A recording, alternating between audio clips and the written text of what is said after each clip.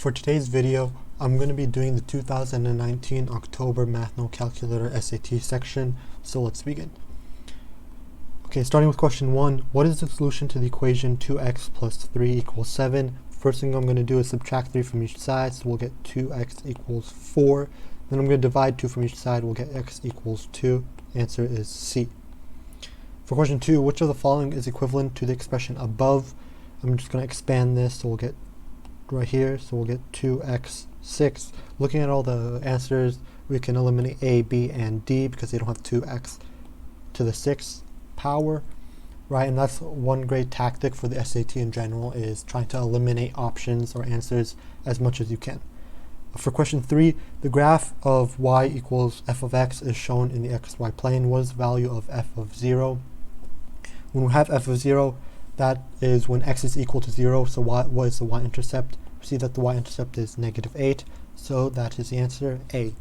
For question 4, the city transit bus line charges $2 for an adult and $1 for a child to ride one way. During a certain 4-hour shift, a bus driver collects $1,171 from 617 riders. Which of the following system of equations can be used to determine the number of adults riders, A, and the number of child riders, C, during this 4-hour shift? Alright, so we know that A plus C should equal the amount of riders, right?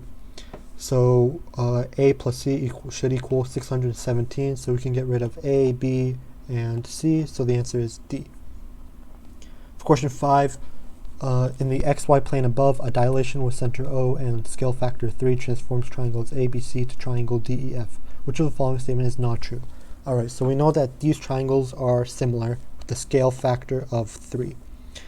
So that means, by looking at the answers, I can choose B, right? Because what statement is not true, and that is because the angles don't change, right? The angles are the same, it's just that the side lengths change. So B is the answer. Question 6, in the xy plane, the y-coordinate of the y-intercept of the graph of the function f is C. Which of the following must be equal to C? As we said in question 4 or 3, f of 0 is the y-intercept, so the answer is A, f of 0. Question 7. The length of a rectangular tile is 4 times the width of the tile. If the area of the tile is 144 square inches, what is the width of the tile in inches? Alright, so by looking at this, we can eliminate answers B and D because 36 multiplied by any of these numbers is not 144, so can't be D, and same goes with 12. So looking at this, we can just pick the smaller number, right?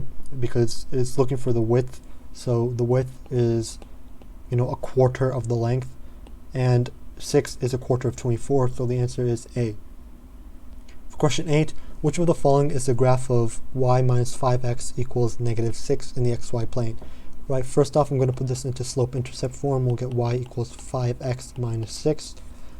And let's first look at the slope. It's a positive slope, so we can get rid of answers A and C. And the slope is 5, and D does not have a slope of 5, so the answer is B. Alright, for question 9, the table shown gives some values of x and the corresponding values of f of x, where f is a linear function. If y equals f of x is graphed in the xy plane, what is the y-coordinate of the y-intercept of the graph? Alright, so we can first find the slope given the information, so we'll have 4 minus 2 over 2 minus 1, right? We're using the formula change in y over change in x, right? With this, we'll get 6 over 3, which is 2, so the slope is 2. Now I'm going to use this formula, y minus y1 equals m brackets x minus x1 to find the equation. So y equals, we'll use this information right here, the first row. So y minus -2, so y plus 2 equals 2 brackets x minus x minus -1, which is just x plus 1. Because when you subtract a negative number, you just add it. And then expanding this, we'll get y plus 2 equals 2x plus 2. Subtracting 2 from each side, we'll get y equals 2x. And then when we sub in 0 for x, we'll get y is equal to 0. So the answer is C, 0. For question 10, the equation above can be used to estimate the body surface area A in square centimeters of a child with mass m in grams, where this statement is true right here. Which of the following statements is consistent with the equation? All right, looking at the equation, we know that with every increase of m, or every increase in grams, we're going to increase by 0.3443 of the surface area. So looking at that, let's look at answer A. For each increase of 1 gram in mass, A increases by approximately 0.3433 square centimeters. That is true, so the answer is A. Alright, for question 11, in the xy plane above, points P, Q, R, and T lie on a circle with center O. The degrees measure of angles POQ and ROT are each 30. What is the radian measure of QOR? Right, so we know that this is 30, this is 30, and from T to P, it should be 180. So if we have 180 minus 30 minus 30, that means angle ROQ is 120. And now converting 120 degrees to radians, right, we're going to use pi over 180. So that means it's 120 over 80 pi. And simplifying 120 over 80, divide each by 60, and we'll get 2 over 3 pi. So the answer is C. Right, for question 12, what value of x satisfies the equation above? All right, now I'm going to first see that x squared minus 9 is a perfect square, which is x plus 3 and x minus 3, right? And looking at the other denominators, we have x plus 3 and x minus 3. But then looking at the answers, we have a is negative 3 and d is 3. And we can't have the denominator equal to 0. So that means we can get rid of these two values, right? Because it would make this a whole equation undefined. So with that, we need to find if it's negative half or positive 1/2. And by doing this, I'm going to just use, for these two terms right here, I'm going to multiply it. So multiply the numerator and the denominator so that the denominator is x squared minus 9. So for 2x over x plus 3, I'm going to multiply each the numerator and the denominator by x minus 3. And for 1 over x minus 3, I'm going to multiply it by x plus 3. Right? In doing so, we'll get 4x squared minus 2x brackets x minus 3 equals x plus 3, right? We can get rid of the denominators because we can assume they're all the same, right? With this, we'll get 4x squared minus 2x squared plus 6x minus x minus 3 equals 0. Simplifying that, we're going to get 2x squared plus 5x minus 3 equals 0. Solving for x, we'll get 2x minus 1 and x minus 6. Right? Sorry, x plus 6. So we can use this value right here.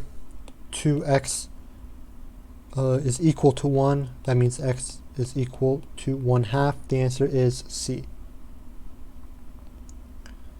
Alright, for question 13, a right circular cone has a volume of 1/3 pi cubic feet and a height of 9 feet. What is the radius in feet of the base of the cone? Alright, the volume of a cone is 1 over 3 pi r squared h. And noticing that the volume is 1 over 3 pi, we can assume that r squared h is equal to 1. So, and we're given that the height of the cone is 9. So r squared multiplied by 9 is equal to 1. Looking at all these terms, the only one that really makes sense is A, right? Because if we sub that in, 1 over 3 squared multiplied by 9, we'll get 1 over 9 multiplied by 9. And these 9 cancel out, and it will be equal to 1. So the answer is A. For question 14, which of the following is equivalent to r to the power of 2 over 5 multiplied by root r, where r is greater than 0? All right, what I'm going to do for root r is I'm going to put it into a fraction. So we'll have 2r to the 2 over 5 multiplied by r 1 over 2, right? And since now the bases are the same, we can just go ahead and add the exponents. So we'll have 2 over 5 plus 1 over 2, and that's going to give us 9 over 10, right? Because you're multiplying each by the greatest common factor, we'll get 4 over 10 plus 5 over 10, which is 9 over 10. So the correct answer is D, r to the 9/10. Question 15. A scientist tested a group of adults aged 30 to 85. The graph shows a quadratic function s, which models their scores on a language test as a function of their age x in years. Which of the following could define s? All right. First, let's look at the a values of each equation. So we see that the quadratic function is facing downwards. So that means there should be a negative a value. So we can get rid of c and d. And then looking at the y value, the y value is 50, right? When we go here, it's 50.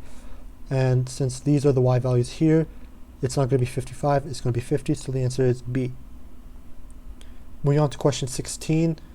On a 210-mile trip, Cameron drove at an average speed of 60 miles per hour for the first X hours. He then completed the trip driving at an average speed of 50 miles per hour for the remaining Y hours. If X equals 1, what is the value of Y? Alright, so the equation for this would be 60X plus 50Y equals 210, right? Given that X is equal to 1, we're going to get 60 plus 50y equals 210, and that means 50y equals 150. Subtract 60 from each side. Now to solve for y, I'm going to divide each side by 50, so we'll get y equals 150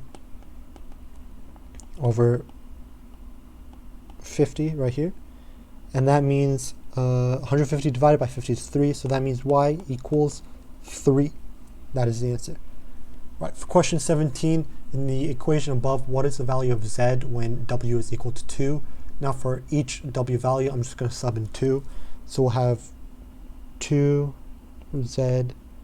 2 squared is 4, so multiplied by 4, minus 3 multiplied by 2 is 6, minus 10 equals 2z. So this is just 8z minus 16 equals 2z, and adding 16 to each side and subtracting 2z from each side, we're going to get 6z equals 16. Now I'm going to divide 6 from each side, so z is equal to 16 over 6, and simplifying that, z is equal to 8 over 3. That is the answer, 8 over 3. Right, for 18, what value of x satisfies the equation above? Alright, the first thing I'm going to do is I'm going to get this root by itself. So we're going to get 2 root x equals x minus 3. Now I'm going to square each side, and we're going to get 4x equals x squared minus 6x plus 9. Now I'm going to subtract 4x from each side, and we'll get x squared minus 10x plus 9 equals 0. And then solving for x, right here, right? So we need to find values that multiply to 9 and add to negative 10. So we can have x minus 9 and x minus 1. And so that means x can equal either 9 or 1. Subbing in 9 first into the equation, we'll have 9 minus 2 root 9 minus 3 equals 0. Right, 2 root 9 is 6, right? Because square root of 9 is 3, and multiplied by 2, that's 6. So 9 minus 6 minus 3 equals 0. This is true, so that means the answer is 9. X equals 9.